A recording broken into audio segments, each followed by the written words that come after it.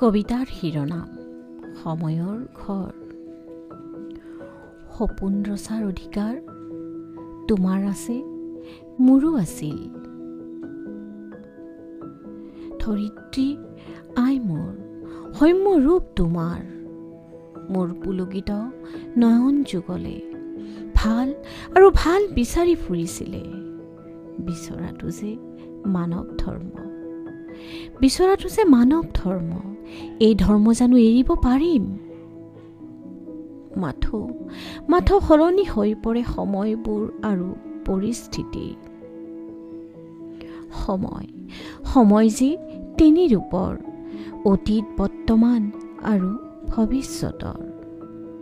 এই ৰূপতেই পৃথিৱী ঘূৰি ফুৰে। তুমি মই কোনেও যে ধৰি ৰাখিব নোৱাৰো। মাথো এটা সময়ক বুকুত বান্ধি নিজ অভিযানত মই মৰহি যাব নোৱাৰো। মই যে ৰৈ থাকিম, ভালবোৰ যদি বেয়া হ'ব পাৰে, বেয়াবোৰতো এদিন ভাল হ'ব।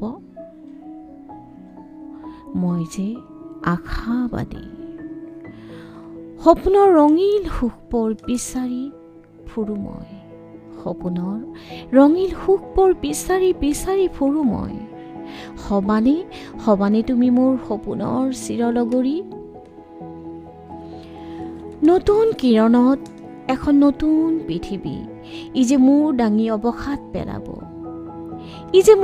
অৱসাদ পেলাব ভয়, আতংক আৰু তৃষ্ণাৰ।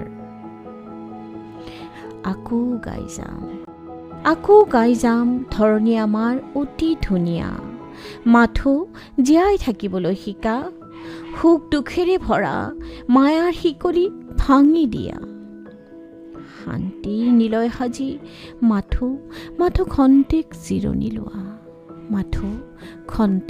জিৰণি লোৱা।